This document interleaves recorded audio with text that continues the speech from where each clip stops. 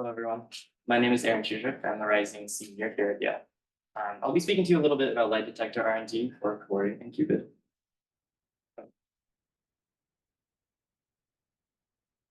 Click on the screen. Okay, so CUORE and CUPID. These are what we heard a little bit about them already, so I'll give you guys a small recap. Here we have a depiction of CUORE, the CUORE detector. It's located in Italy under this mountain called Gran Sasso in this facility. This is kind of a schematic of what the detector actually looks like, or at least the building, the housing of the detector. This is it itself. It's a bunch of tellurium dioxide crystals. They're held at cryogenic temperatures so that they can pick up small changes in temperature. CUORE stands for the Cryogenic Underground Observatory for Rare Events. That's the Underground Observatory for Rare Events. And then CUPID is the upgrade for this experiment. And I'll speak to you a little bit about what the actual upgrades are called. So what are these events that CUORE and CUPID are looking for? Well, a significant one, or an important one rather, is neutrinos double beta decay. So nuclei, we understand, have various modes of decay. Specific isotopes will exhibit what we understand is double beta decay, where instead of just a single beta or a single electron and a neutrino being emitted, they'll do it twice or simultaneously. There's a theorized process called neutrino double beta decay, in which the neutrino is its own antiparticle or a Majorana particle. It will not be emitted in the interaction, and you just get the electrons floating out of it. And in CUORE, we use the isotope of tellurium-130 in this crystal tellurium dioxide. And in CUPID, it's a different isotope, molybdenum-100, in the molecule dilithium molybdate. A big hurdle in these experiments is background. This was mentioned by Reagan. But in addition to muons, a significant background are alphas. Alphas occupy 90% of the background for CUORE and CUPID. And here we have a little plot. This is a simulation. And it shows how at with these Q beta betas, those little pink lines, that's where we expect an energy signal of neutrinos double beta decay for molybdenum and tellurium. And we can see that alphas are quite significantly higher than the betas, gammas, and muons. So we need to remove this background so that we can actually measure what we want to measure, which is neutrinos double beta decay. So let's look a little bit at the actual bolometers. These are the little crystal detectors. In CUORE, it's just a thermal sort of detector. So the crystal, some particle will fly in, it will deposit some of this energy. That energy is heat. And so there's what's called an NTD, or a neutron transmission doped thermistor, which is in its essence heat dependent resistor. So we can measure very small changes in heat as the particle deposits said heat into the detector.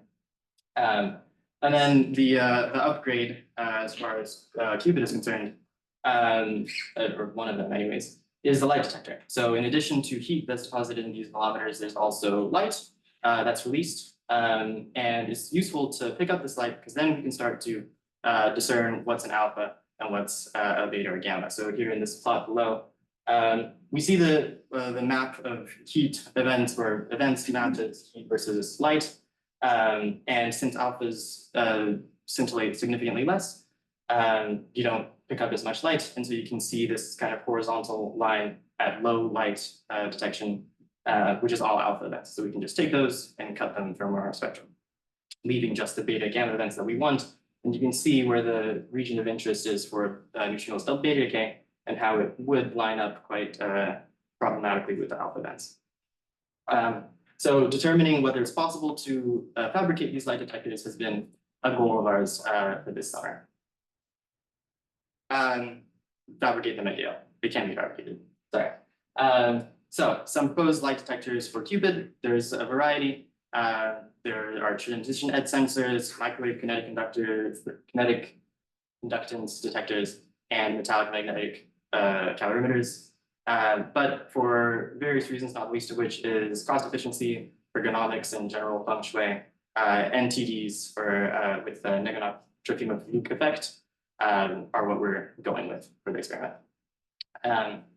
So what is the NTD? How does it work? Well, we have a germanium wafer or a germanium substrate. Photon flies in. This photon is going to deposit some of its energy. It's going to excite an electron, remove it from, I guess, what we call a hole, or the absence of an electron. And so this electron hole pair is going to recombine, and in doing so, a phonon, or general energy, is released. And that energy is once again picked up by the same NTD that is not the same NTD, but another NTD, I guess, that picks up the energy reading on the substrate. Now, a problem with this is that the signal to noise ratio is not what we need it to be. So what is signal to noise ratio? It is the ratio of the signal to noise. Here we have a little depiction of noise, and we have a depiction of a signal. If the noise is, if literally the ratio is too small, or rather the signal is close to the noise, then it's difficult to know exactly when the signal began.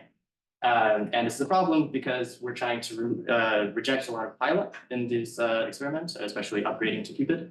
And so if you have two events that are close together, you might not be able to tell when each one began, or rather they may seem like they're happening at the same time when they're not. And so to improve this signal to noise ratio, we add this thing that we call Nagano-Trofimov-Fluke effect. And so I will tell you the Nagano-Trofimov-Fluke story. You have a photon flies in once again to a germanium substrate. Once again, you have this electron hole that's pair that's generated, but you have basically plates with a potential across them, and that's going to drift our electron hole pair. And as this happens, the drifting is going to deposit more energy through basically friction or Joule heating, and that addition of energy is what we pick up, and that's going to amplify the signal as opposed to just normal the NTD detector. So this is a picture of what the actual detector looks like, and it's got a bunch of these circles around it, and what these circles are actually those potentials. So you apply high voltage to one and connect the other one to ground, and you get a bunch of these circles and a bunch of regions between the circles that have this applied potential. And so, you know, in principle, wherever these photons fly in, there will be this Nagano-Trofimov-Fluke effect in practice. So yes, we're investigating fabricating these at Yale and testing them. And so we've been in communication with a group at France, as well as the Yale Becton Center clean room, to figure out what the procedure will be to actually build them. So first will be to cut the wafers, preferably in the shape of the bloggers, since each one is going to be outfitted with a light detector. Then there will be argon bombardment, which is there are argon ions, so they're basically knocking off excess ions on the substrate, just literally cleaning purposes. Then there's going to be germanium evaporation, that's or germanium deposition. So you're putting germanium onto the path of the electrodes. This creates a sort of buffer region between the substrate and the actual electrodes. And then you put the electrodes, they're aluminum, onto the substrate.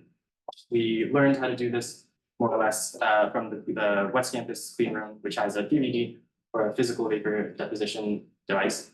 And then finally, the whole thing is covered with a final layer of silicon monoxide, which helps improve light detection or light collection.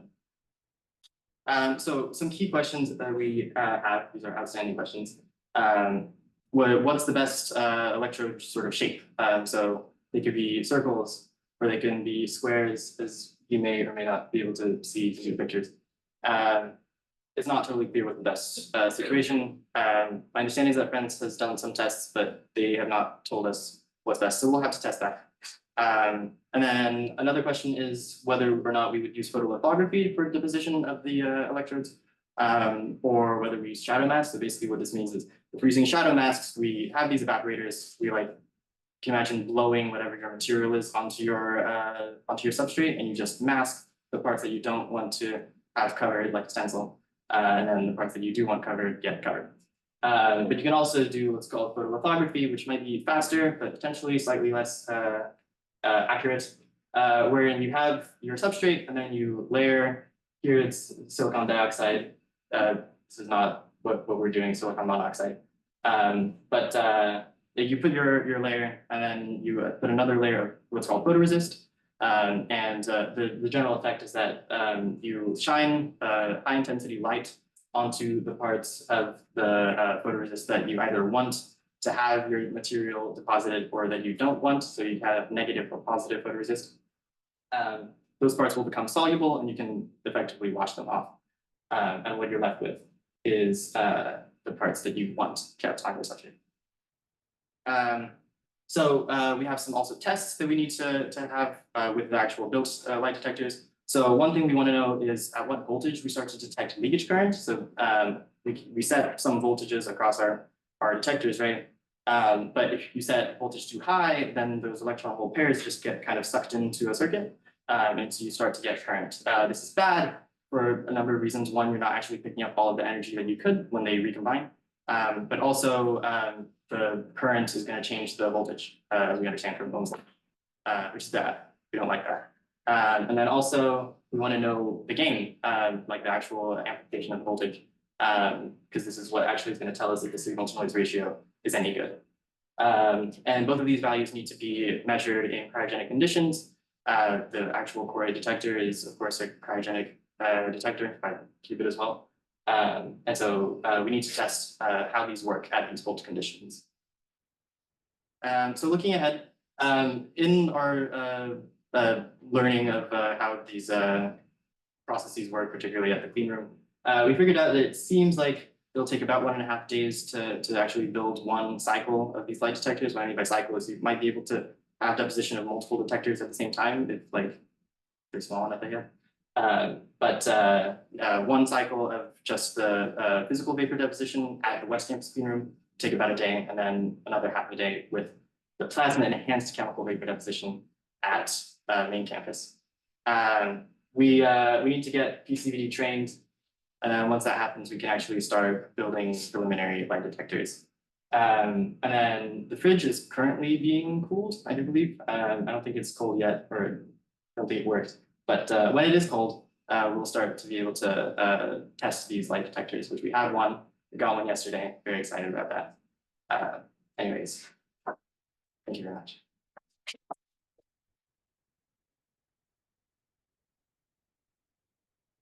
Any questions?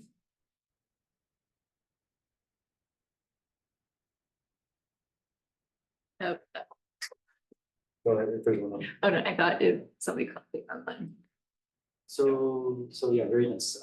So you have this electrode in the center of ground for your circuit. Are you worried about dead areas where the metallization is, like the photons hitting the metal? I've been wondering that, and I have no idea. I have to find out. Yeah, no, I don't know. You're trying to keep that small. Yeah. And, it just goes into the efficiency